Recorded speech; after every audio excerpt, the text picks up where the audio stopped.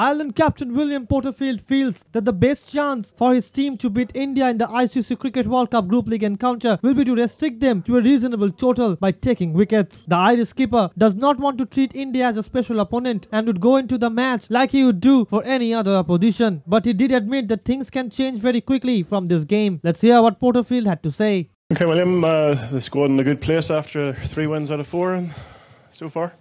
Yeah, they are.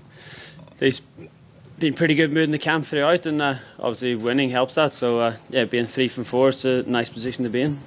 Obviously, the World Champions is our toughest challenge, I presume, is it? Yeah, every next game is our toughest game, and it happens to be India. So yeah, it's our next challenge, one we're looking forward to. So, as I said, we're in a good place now. So yeah, we just got to bring that form into tomorrow. William, you must be glad that you've got 2 matches left and you've got 2 chances to qualify for the quarterfinals. Yeah, well, obviously, our next games, as I said before, it's our next challenge. It's the next chance we've got for 2 points up for grabs. So, like any other game, we've gone into that looking for a win, and we're looking to make that 4 from 5 tomorrow. William, looking ahead at India and the way they've been playing, what do you think is your best chance at beating them? As in, like, what areas are you targeting?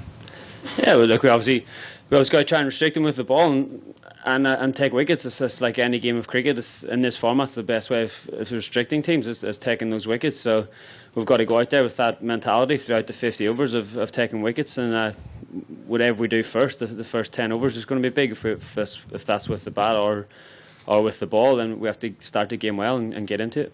Knowing that you're 1 point away from the quarterfinals, is that hugely exciting for the team at this moment?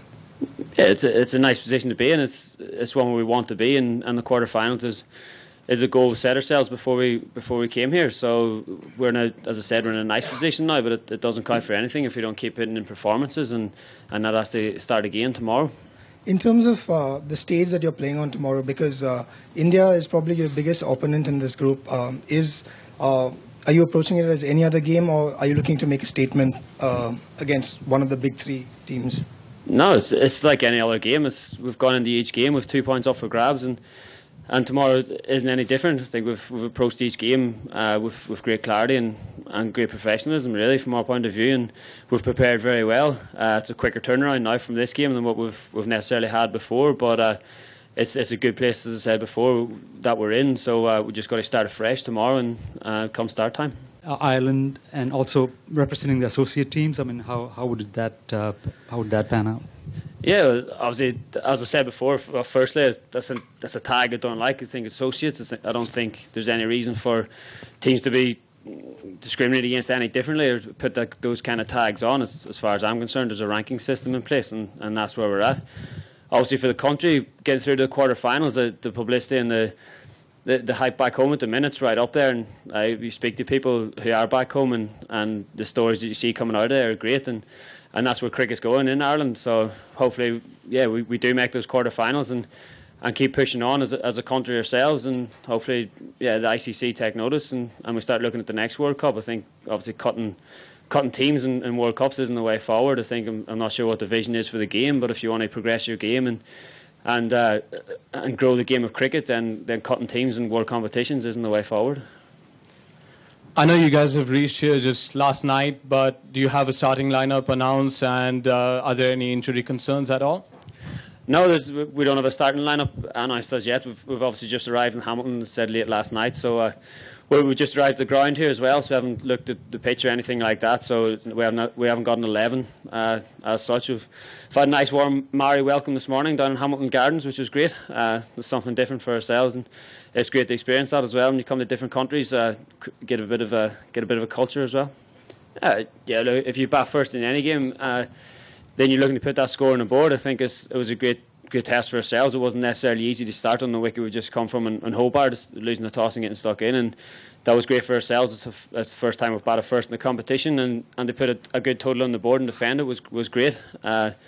As I said, whatever we do first tomorrow, we have to start well, be in the first 10 overs, be it with bat or ball, and we've seen how hard India came at the West Indies with the ball as well, so that shows. I don't think they necessarily got a weaker suit as such, but as I said, we just got to start well tomorrow.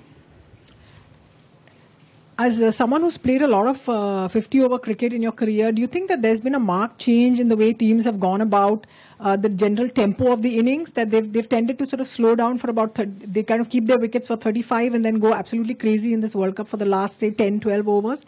Has that been a change? And do you think that's come from any particular, whether it's come from 2020 cricket, or what's your thoughts about it? Because teams are able to chase 300 plus.